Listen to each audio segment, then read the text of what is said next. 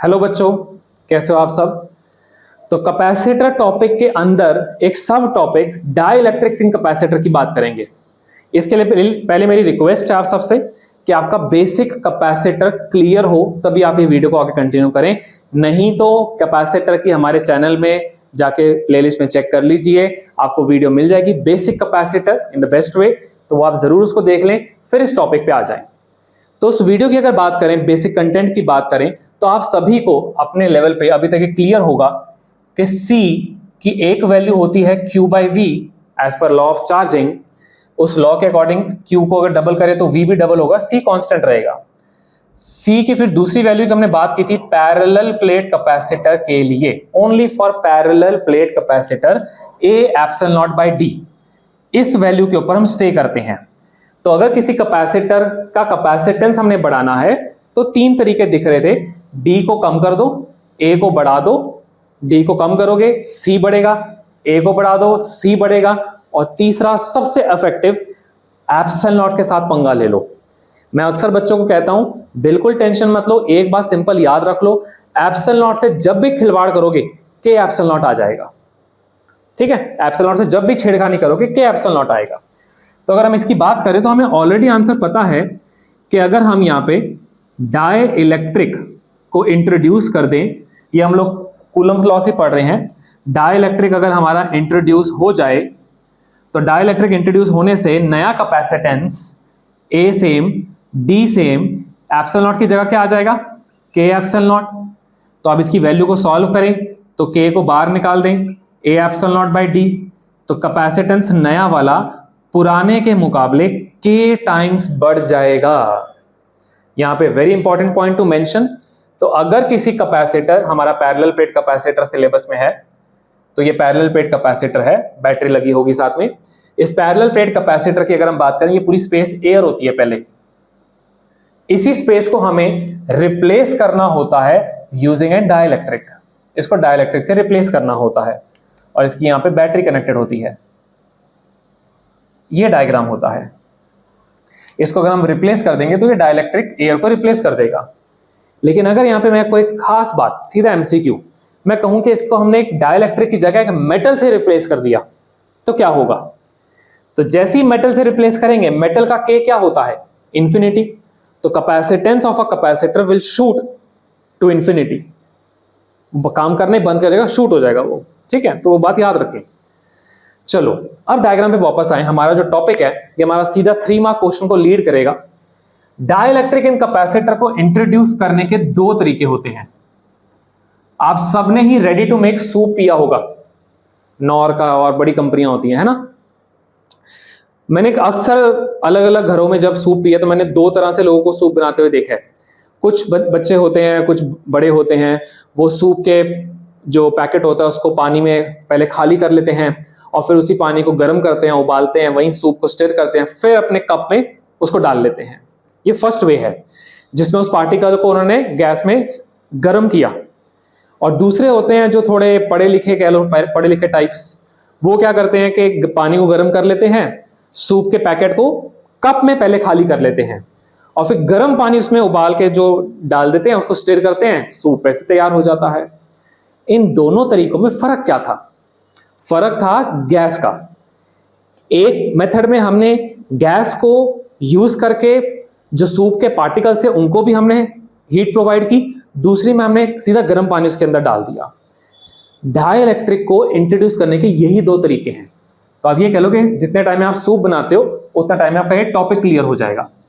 तो dielectric in capacitor is introduced, पहला by disconnecting the battery. Please ध्यान देना, बाय डिसकनेक्टिंग द बैटरी के पहला तरीका, डाइलेक्ट्रिक डालने से पहले बैटरी को डिसकनेक्ट कर दो, गैस को बंद कर दो।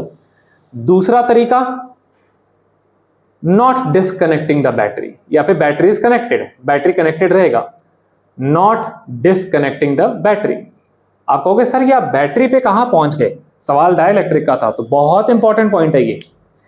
बैटरी है, बैटरी नहीं है, इससे फर्क पड़ेगा, क्योंकि एग्जामिनर बहुत चालाक है, वो ये नहीं पूछेगा डाइलेक्ट्रिक डालने से C के ऊपर क्या फर्क पड़ा, वो तो सबको पता है कि डाइलेक्ट्रिक डालने से सी के ऊपर फर्क के टाइम्स पड़ेगा। आता है सिलेबस में, वो सवाल को लेके जाएंगे कि डाइलेक्ट्रिक डालने से कैपेसिटर की वोल्टेज पे क्या फर्क पड़ा, कैपेसिटर के चार्ज पे क्या फर्क पड़ा, कैपेसिटर की इलेक्ट्रिक फील्ड पे क्या फर्क पड़ा, कैपेसिटर की एनर्जी डेंसिटी पे क्या फर्क पड़ा, और पता नहीं क्या क्या क्वांटिटियां ले आते हैं। तो यहां पे एक छोटा सा फंडा सीधा कैच करो और हिट कर दो क्वेश्चन को। तो याद रखें कि जब डिस्कनेक्टिंग द बैटरी होगी, हमारा सवाल मेन इन्हीं के ऊपर रहेगा, क्यूसीवी क्यूसीवी क्यूसीवी क्यूसीवी। बैटरी अगर हटा दिया क्यूसीवी, कौन सी क्वांटिटी को फर्क पड़ना बंद हो जाएगा। बैटरी पहली बात करती क्या, मैं बता दूं, बैटरी पुश करती है, पोटेंशियल प्रोवाइड करती है। तो जब बैटरी नहीं होगा, तो बैटरी था वो उसकी चार्जिंग कर रहा था, अब बैटरी नहीं है तो चार्जिंग करने वाला कोई नहीं है। आप कहोगे ठीक है सर चार्जिंग गिर जाएगी। यहां पे भी एक खास बात है, कैपेसिटर की चार्जिंग तब गिरेगी जब साथ में कोई भूखा नंगा कैपेसिटर आएगा, गरीब कैपेसिटर। अगर कैपेसिटर आइडियल रहेगा ना, अपनी स्टेज पर रहेगा, ना कनेक्ट होगा ना डिस्कनेक्ट होगा, ना बैटरी से ना किसी और से, वो स्टेबल रहता है। तो उस केस में याद रखें कि अगर आप बैटरी को डिस्कनेक्ट कर देते हो तो प्यारे बच्चों उसके क्वेश्चन का जो चार्ज है वो कांस्टेंट हो जाएगा, कभी चेंज नहीं होगा। ठीक है जी, क्यू कांस्टेंट हो गया। तो अगर बैटरी कनेक्टेड रखेंगे, मैंने पहले कहा पुश करता रहेगा, पोटेंशियल देता रहेगा। तो अगर बैटरी कनेक्टेड है, ठीक है, बैटरी इज ऑन, हिंट है यहां पे, अगर बैटरी ऑन है तो उसका V कांस्टेंट रहेगा। 50% क्वेश्चन को तो आपने यहां पे हल कर दिया। Q constant, V constant, C का क्या फर्क पड़ रहा है, C तो यहां पे बढ़ रहा है। बस मैं आपको हिंट दे रहा हूं सवाल सॉल्व कैसे करना है। C यहां पे बढ़ रहा है, C यहां पे भी बढ़ रहा है, डन। Q हो गया, C हो गया, तीसरी क्वांटिटी V, तो यहां पे देयरफॉर तीसरी क्वांटिटी V का फॉर्मूला क्या है, V का फॉर्मूला है Q बाई C।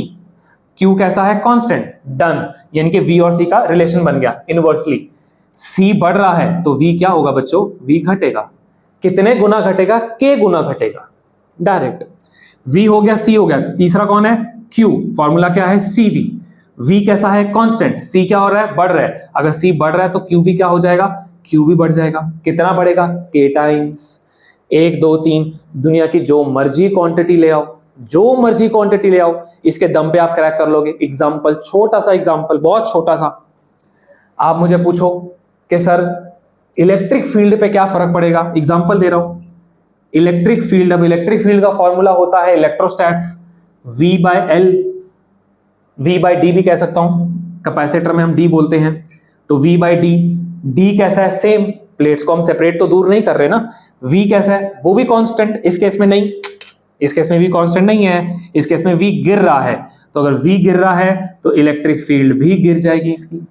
इसी सवाल को यहां पे सॉल्व करेंगे, E V by D, D भी कांस्टेंट, V भी कांस्टेंट, तो यहां पे E क्या होगा, कांस्टेंट होगा।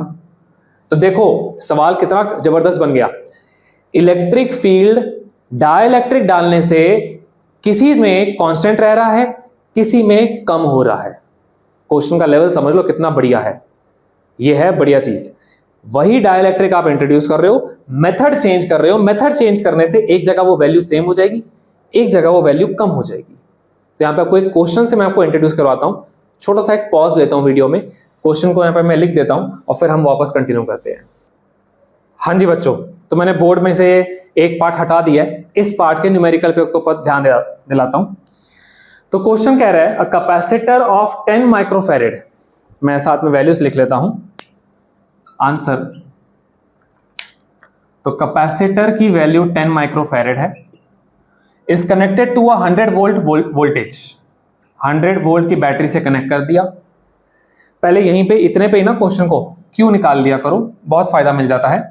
Q इक्वल टू CV, तो CV को सॉल्व करोगे तो ये एक तरह से 1000 माइक्रो कूलम आ जाएगा। चाहो तो 10 की पावर -3 भी कह सकते हो, चलो कोई बात नहीं।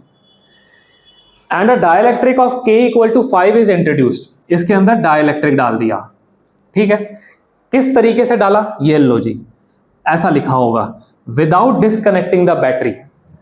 तो यहां पे बैटरी को डिस्कनेक्ट नहीं किया, बैटरी इज कनेक्टेड। अब जैसे ही बैटरी इज कनेक्टेड, एग्जाम में बत्ती जल जानी चाहिए आपकी कि बैटरी कनेक्टेड है, पुश करता रहेगा, पोटेंशियल देता रहेगा, तो सीधा लिख दोगे कि V dash equal to V। सवाल खत्म, पूछे या ना पूछे आप लिख देना। ये तो मैंने बिना सोचे समझे ही सॉल्व कर दिया। अब मैं क्वेश्चन पढ़ूंगा, क्या कह रहे हो, what is the effect on C. चलो ठीक है जी, फर्स्ट पार्ट, तो what is the effect on C हमें पता है, तो सी के ऊपर फर्क पड़ता है के टाइम्स, पहले कितना था 10, के कितना है 5, तो आंसर 50 माइक्रोफेरेड। आगे बढ़ो, दूसरा है क्यू। अब V कांस्टेंट है, Q, अब यहां पे अगेन एक तो ऐसा कुछ सोचो, मैं यहां पे रफ वर्क करता हूं, Q की वैल्यू होती है बच्चों CV, V कांस्टेंट, C बढ़ रहा है तो Q भी बढ़ेगा, तो यानी कि नया Q K टाइम्स हो जाएगा। पहले कितना था 1000, 5 से मल्टीप्लाई 5000 माइक्रोकूलम। तीसरा पार्ट V हम लोग ऑलरेडी कर चुके हैं, थैंक यू। चौथा part energy, rough work. Energy के दो फॉर्मूले, हाफ CV स्क्वायर, दूसरा formula Q square by 2C। 1 minute का यहां पे अपने मन में पॉज लें, दोनों फॉर्मूले से क्या सिलेक्शन होगा इसको बताने के लिए मैं एक हिंट देता हूं, आगे भी काम आएगा। फॉर्मूला वो सिलेक्ट किया करो जिसमें कम से कम एक कांस्टेंट वैल्यू हो। हमारे दिए हुए केस में V कांस्टेंट है, तो फॉर्मूला वो सिलेक्ट करो जिसमें कोई कांस्टेंट वैल्यू हो। इशारा मेरा समझ आ चुका होगा। तो यहां पे अगर हम चौथा पार्ट बोलें एनर्जी, तो मैं हाफ CV स्क्वायर सॉल्व करूंगा, क्योंकि हाफ CV स्क्वायर सॉल्व करने से V कांस्टेंट है, C बढ़ रहा है, तो नई एनर्जी भी K टाइम्स बढ़ जाएगी। तो यहां मतलब मैं आंसर सॉल्व नहीं कर रहा, आपको सॉल्व करना पड़ेगा, कैलकुलेशन कर लेना, ठीक है। पांचवा इलेक्ट्रिक फील्ड। अब इलेक्ट्रिक फील्ड को सॉल्व करना है। इलेक्ट्रिक फील्ड हमें पता है बैटरी कनेक्टेड है तो कांस्टेंट है, ये V बाय डी होता है, दोनों सेम है तो ये भी सेम रहेगा, ठीक है। Last but not the least, छोटा u, ये छोटा u छोटा बॉम्ब जैसा है, एनर्जी डेंसिटी कहते हैं इसे। एनर्जी डेंसिटी के भी दो फॉर्मूलेज है, मैं फिलहाल एक आपको बता देता हूं, हाफ एप्सिलॉन नॉट E का स्क्वायर, ये एक फॉर्मूला है इसका। इसके लिए आप कहोगे तो मैं आपको अलग से इसके ऊपर वीडियो बना दूंगा, don't worry. Half epsilon not E का स्क्वायर। अब अगेन एक एक करके पार्ट को, हाफ तो कांस्टेंट है, फर्क नहीं पड़ने वाला, एप्सिलॉन नॉट की जगह नया छोटा u की बात कर रहा हूं, तो हाफ की जगह हाफ, एप्सिलॉन नॉट की जगह k एप्सिलॉन नॉट। मैंने बताया जितनी मर्जी बार एप्सिलॉन नॉट को रिप्लेस करो हमेशा k आता रहेगा। E कैसा है, वो तो कांस्टेंट है, यानी कि आपका आंसर छोटा u भी k गुना बढ़ गया। कितने गुना बढ़ गया, k गुना बढ़ गया। इसको आप चाहते तो आप ये भी कह सकते थे कि energy density energy upon volume होता है, ये भी आप कह सकते हो। तो आप एनर्जी यहां पे निकाल ही रहे थे, वॉल्यूम कांस्टेंट है, तो अगर एनर्जी k गुना बढ़ रही है तो एनर्जी डेंसिटी भी k गुना बढ़ेगी, वो भी एक तरीका था, वो भी आप कह सकते थे। तो ये एक छोटा सा क्वेश्चन है, 3 मार्क के लिए वेरी वेरी इंपॉर्टेंट है, 5 मार्क के सेट में भी डेरिवेशन के साथ ये आ सकता है। एक डिस्क्लेमर यहां पे डालना चाहता हूं, ये वीडियो, ये कंटेंट एक तरफ से याद रखना, introduction of dielectric in capacitor completely का पार्ट है। ये डाइलेक्ट्रिक को हम लोग पार्शियली भी डाल सकते हैं कि अगर 4 सेंटीमीटर का गैप है तो खाली 3 सेंटीमीटर में डाइलेक्ट्रिक डालें, एक में ना डालें, उसका अलग कॉन्सेप्ट है। This part is only linked with complete insertion of dielectric, very very important part, please mislead मत करना इसे, ठीक है जी। तो आगे हम और वीडियोस आपके लिए लाएंगे। इस पार्ट में कोई भी डाउट है तो आप डायरेक्टली व्हाट्सअप कर सकते हैं और कनेक्ट हो सकते हैं। तो यहाँ पे मैं आपको एंड करता हूँ इस वीडियो को। तो आपके एग्जाम्स के लिए आपको ऑल द वेरी बेस्ट।